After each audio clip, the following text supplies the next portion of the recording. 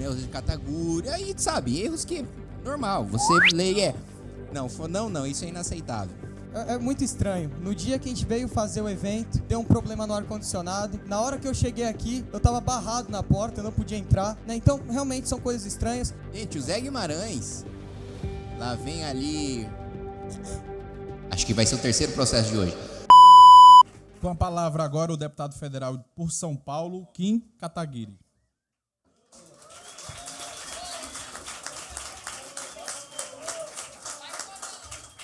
Boa noite a todos. Prazer estar aqui. Peço desculpas pela minha voz, estou doente. Boa noite com eco aqui de outros dois auditórios. Eu peço desculpas pela minha voz, estou doente, então ela já não é bonita naturalmente, ela fica ainda pior. Mas eu quero cumprimentar o nosso amigo aqui, Pedro Arthur, que passou um tempo em São Paulo e já começou a fazer cosplay de João Dória. Acelera, João Dória! Pelas suas vestimentas. Mas eu não vou... Uma vez que eu chamei alguém de cosplay, eu respondi o processo criminal. Mas vamos cumprimentar o capitão Wagner também, companheiro, amigo, deputado Reginaldo, deputado Pedro Matos. Dizer aqui para vocês que fica muito claro por que os estados governados pelo PT têm os piores índices de segurança pública. Basta ver a postura do PT no Congresso Nacional.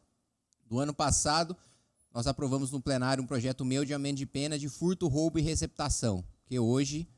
principalmente furto e receptação, praticamente não dá cadeia, principalmente receptação, que é o elo principal do crime, porque se não tem para onde você escoar o produto roubado, não tem quem roube. Mas ainda assim, como era um crime considerado mais leve, não tinha uma pena dura, adivinha o voto do PT contra o aumento de pena. E aí nós tivemos um outro projeto, também de minha autoria, para determinar prisão preventiva em caso de crime hediondo, roubo, participação em milícia ou no crime organizado. Mais uma vez, projeto aprovado sem o voto do PT. E, aliás, também do PSOL, que tanto fala de combate à milícia, mas na hora de promover um projeto que prevê prisão para miliciano, não só votaram contra, como discursaram contra, como obstruíram. Aliás, 2 projetos aprovados na Câmara que a gente aguarda, né? Os nossos queridos do Senado, que já estão de pantufa há algum tempo. Estamos esperando eles começarem a trabalhar e funcionar, não só em relação a essa pauta, mas em relação a várias outras que, infelizmente, a gente vê uma covardia, uma omissão gigantesca do Senado que está aí eleito. Olha, me espantou, Wagner, o prefeito aqui da cidade, quando deputado, dizer que não assinaria CPI porque tem medo pela família dele. Uma pessoa dessa não serve para ser homem público. Porque uma pessoa que tem medo de fazer um enfrentamento contra aquilo que é errado, por mais perigoso que seja esse enfrentamento, não tem condições de exercer um cargo público. Porque o crime organizado hoje não só coloca em risco, ele mata, ele sequestra, ele rouba. Pode ser que não tenha chegado na família do prefeito ainda. Pode ser que nunca chegue.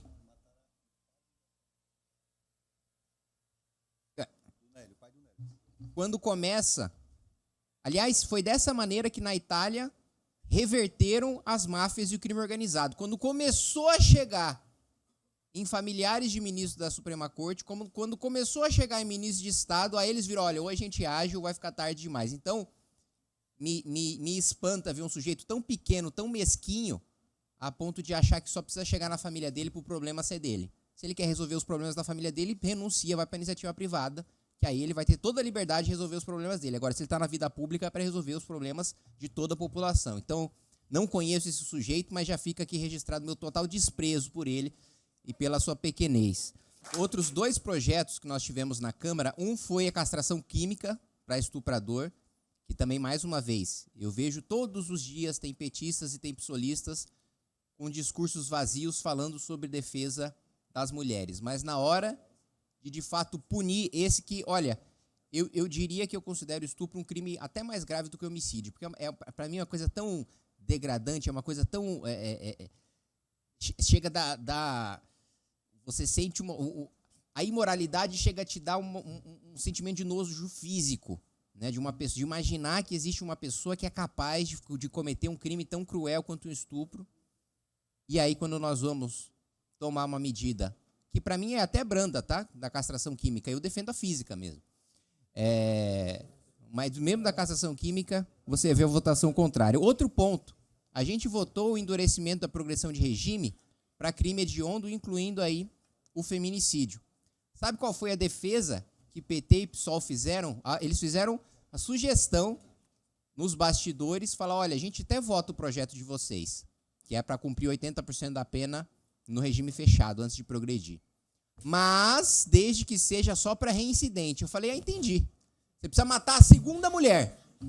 Você precisa sequestrar a segunda pessoa. Você precisa estuprar a segunda pessoa. Você precisa matar a segunda pessoa. Daí eu falei, não tem acordo, a gente vai aprovar sem o voto de vocês. Isso foi o que aconteceu. Eu gostei também, quando o deputado Reginaldo falou aqui, do meia-culpa que o PT fez, por assim dizer, de falar, olha, o PT precisa aprender a lidar com a pauta da segurança. Pô, já temos um começo, né? Agora falta eles reconhecerem que precisa aprender a lidar com a pauta da economia, da saúde, da educação. Aliás, por falar em lidar com a educação, vocês têm aqui um grande quadro político que vocês trouxeram para o Brasil, que é o senhor Camilo. Camilo hoje, ministro da Educação, e não sei se vocês têm um vídeo aí, mas me espantou ter um contato com o ministro Camilo na Comissão de Educação, convocado, e ele, na hora de falar o nome dos deputados que o convocaram, olha, eu já fui chamado de muita coisa, tá? No meu sobrenome ele já foi errado por assim, mas erros, né, que são excusáveis, né? Às vezes o cataguiri, né? Às vezes o cara coloca uma trema ali, né? Ou às vezes catagiri, né? Ou às vezes cataguri. Aí, sabe, erros que normal. Você lê não, isso é inaceitável. E deputado Kim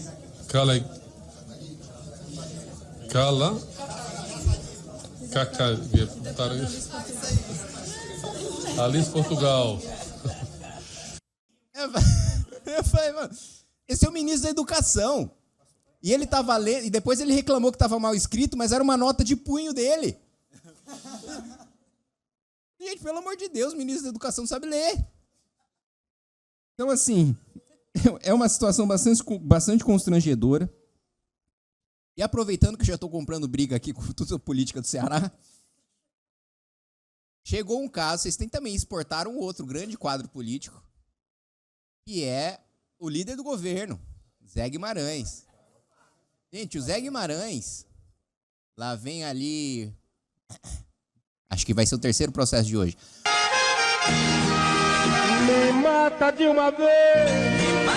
O Zé Guimarães conseguiu a façanha de ter uma investigação autorizada pelo Supremo Tribunal Federal num caso de corrupção. Agora, o Supremo permitiu que fosse investigado desvio de emenda parlamentar porque o nome do Zé Guimarães está lá no caderninho.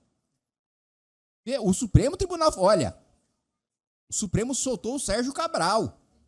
É assim que ele recebia... Ele chegou num nível de estado da arte da corrupção que ele trocava a academia de ginástica em troca de fraude em licitação. Ele estava já inventando coisas de como ele conseguiria receber propina. Sujeito de 400 anos de cadeia. Foi solto. O Lula. O André do Rap foi... Mas o Zé Guimarães conseguiu a proeza. Ele chegou num estado em que o Supremo, no estado que está hoje, permitiu investigação contra ele.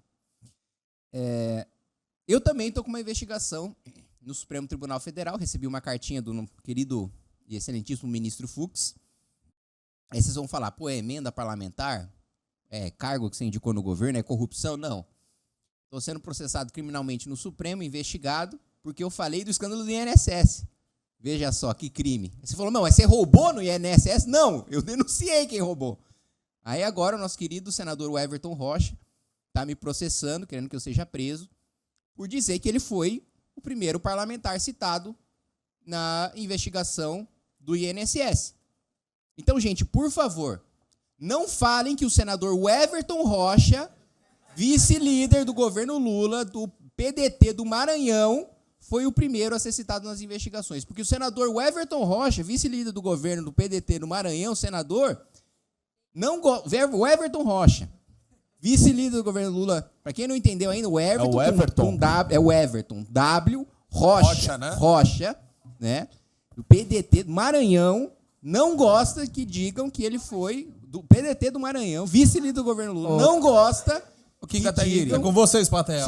Você conseguiria citar alguma coisa que o Everton Rocha não gosta? O Everton Rocha não gosta que digam que ele foi o primeiro parlamentar citado no escândalo do INSS. Então, gente, por favor, eu posso pedir uma ajuda da plateia aqui? Qual que é o nome do senador?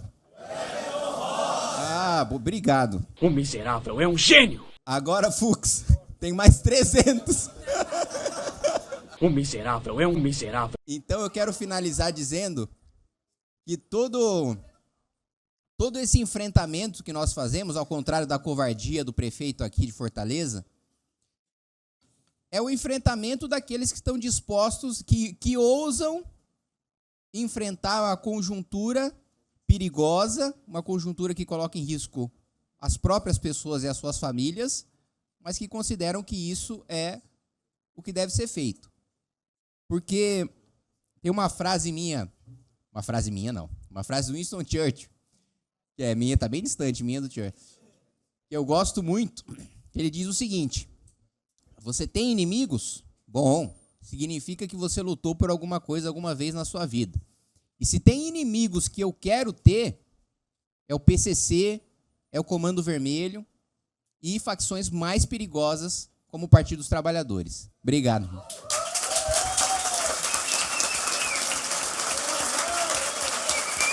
Acho que a primeira coisa que eu tenho que falar, até foge um pouco, eu não esperava ter que falar isso hoje, mas como eu quis trazer essa frente aqui pro Ceará, eu quero falar com as outras salas. Eu peço desculpa por vocês não estarem todos conosco, todos nesse mesmo salão, e eu quero que vocês se sintam abraçados pela gente, viu? É muito estranho. No dia que a gente veio fazer o evento, deu um problema no ar-condicionado. Na hora que eu cheguei aqui, eu até liguei pro deputado, eu tava barrado na porta, eu não podia entrar. Então, realmente são coisas estranhas, mas a gente deu uma resposta ao governador. Eu tenho certeza disso, porque hoje, na casa que não é um escritório do governo, que é a Casa do Povo, nós lotamos 3 auditórios. 3 auditórios. Isso precisa ficar bem claro aqui. Quando eu tive a iniciativa, inspirada na vereadora Amanda, de trazer esse evento para cá, eu não queria que a gente ficasse aqui arrotando jargões, como a dita direita aqui do Ceará costuma fazer. A nossa ideia é justamente trazer propostas, é ser resolutivo. E por isso, a Amanda trouxe essas propostas, e por isso as nossas falas aqui vão tratar da realidade. Porque a realidade do nosso estado hoje, ela realmente é muito triste. A realidade é que 12 mil pessoas morreram nos últimos 4 anos por conta do crime organizado. A realidade é que hoje o estado do Ceará é o estado que tem, em média, 6 estupros de mulheres por dia. A realidade é que 27 mil pessoas saem do Ceará por ano, e muito com motivo a falta de segurança. A realidade é essa, e a gente não pode negar ela, né? A gente tem um costume que não é certo. A gente costuma normalizar tudo, né? Tudo a gente normaliza. A gente não pode mais normalizar o crime controlando a sua vida. Hoje nós temos aqui no estado do Ceará 4 facções e elas determinam a sua vida. Elas determinam se você pode ou não pode abrir o seu comércio, se você pode ou não pode sair da sua casa, se você pode ou não pode viver. Chega de normalizar isso. Muita gente vai dizer, macho, mas não tem nada que a gente possa fazer. O Ceará é assim. Mentira. Chega de normalizar o crime controlando a sua vida. Chega de normalizar você sair na rua com 2 celulares porque um celular é do bandido.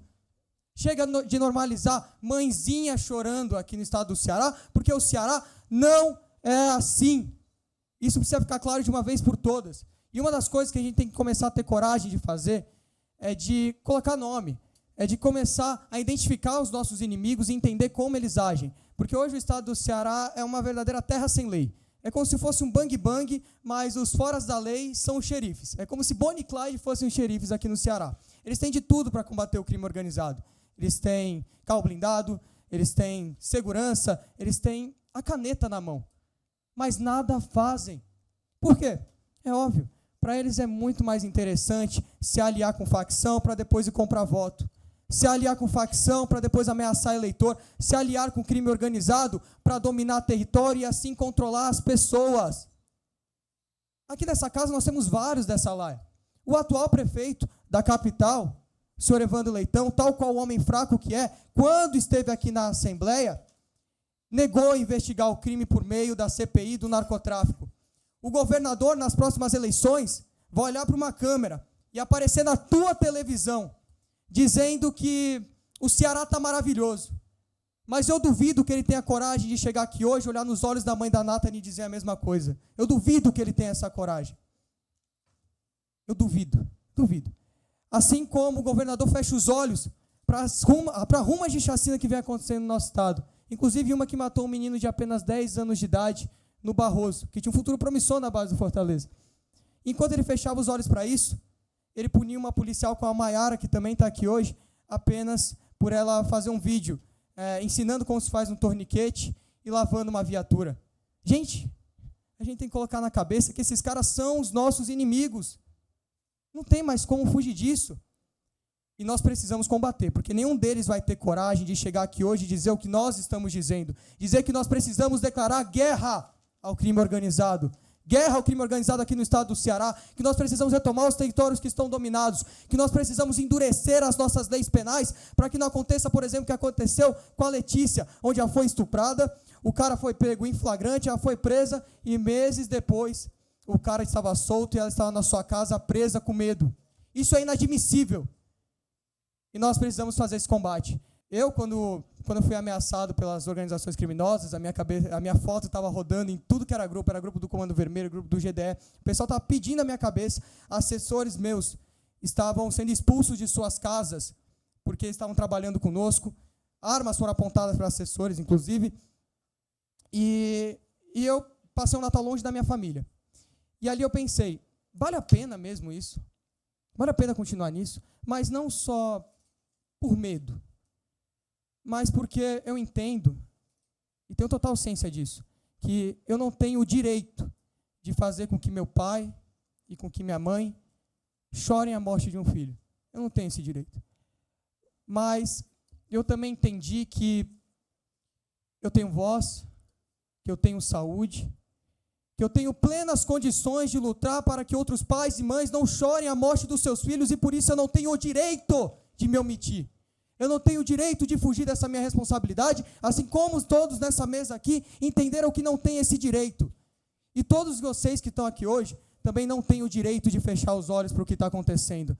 Pô, gente, o Reginaldo falou aqui, nós somos de uma terra maravilhosa.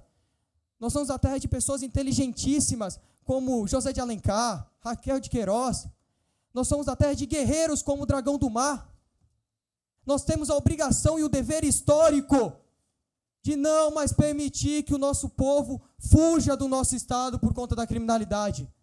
De não mais permitir que o nosso povo morra. Essa é a nossa casa. E nós não podemos deixar que criminosos entrem na nossa casa, apontem a arma para a cabeça da nossa família e comecem a determinar as regras. Não é assim que funciona. A gente precisa de ordem. E essa ordem vai começar com essa frente contra o crime organizado. E eu tenho certeza que muitos mais projetos virão. De verdade. Obrigado por vocês terem vindo. Verdade.